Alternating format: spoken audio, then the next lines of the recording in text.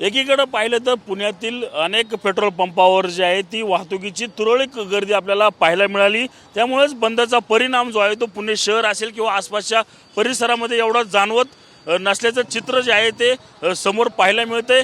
त्याचप्रमाणे आता पुण्याजवळ असलेल्या लोणी काळभोर या पेट्रोल डिझेल टर्मिनलमधून रोज 250 ते 300 वाहनं जी टँकर जे आहे ते पेट्रोल डिझेल भरून 100 किलोमीटरच्या परिसरामध्ये या ठिकाणी सुरू असल्याचं चित्र आपल्याला एकूणच पाहायला मिळतं आहे। आपण पाहू शकतो की आता याच ठिकाणाहून अनेक पेट्रोल डिझेलचे टँकर जे आहेत ते सुरू असलेला पाहायला मिळतं। याच संदर्भात आपण काही येथील तरुणांकडून जाणून घ्या। काय सांगा, इथं कशा प्रकारचे टँकरची जी आहे ती वाहतूक सुरू आहे आणि किती रोज टँकर जातात इथून दररोज 200 ते 300 टँकर भरले जातात इथून।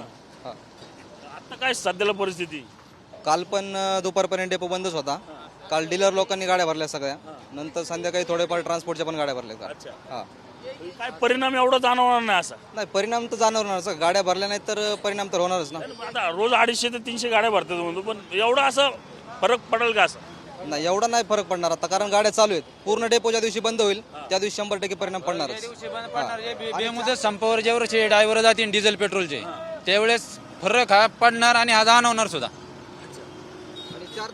4 तारखेला परत आमचा संप आहे, 4 तारखेला संप दिलेला आहे। तसंच कलेक्टर ऑफिसला पण आम्ही पत्र दिलेलं आहे, लोणी काळभोरच्या इथं पोलीस स्टेशनला पण दिलेलं आहे। नक्कीच आपण पाहिलं तर याच टर्मिनल्समधून संपूर्ण गाड्या ज्या आहेत त्या 4 तारखेला बंद असल्याचं या ठिकाणचे ड्रायव्हर असतील किंवा ट्रक चालक असतील यांच्याकडून सांगण्यात आलं आहे। याचा मोठा फरक जो आहे तो 4 तारखेला या ठिकाणी दिसून येणार असल्याचं ड्रायव्हर असतील किंवा टँकर चालक असतील यांच्याकडून सांगण्यात आलं आपल्याला एकूणच पाहायला मिळतंय। Cameraman Abhijit sir, Ranjit Jadhav, TV9 Marathi, Loni Kalbhor, Pune.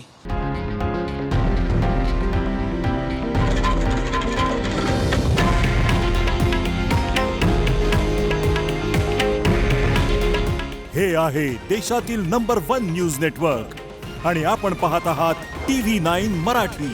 काळजी तुमची, हित महाराष्ट्राचं।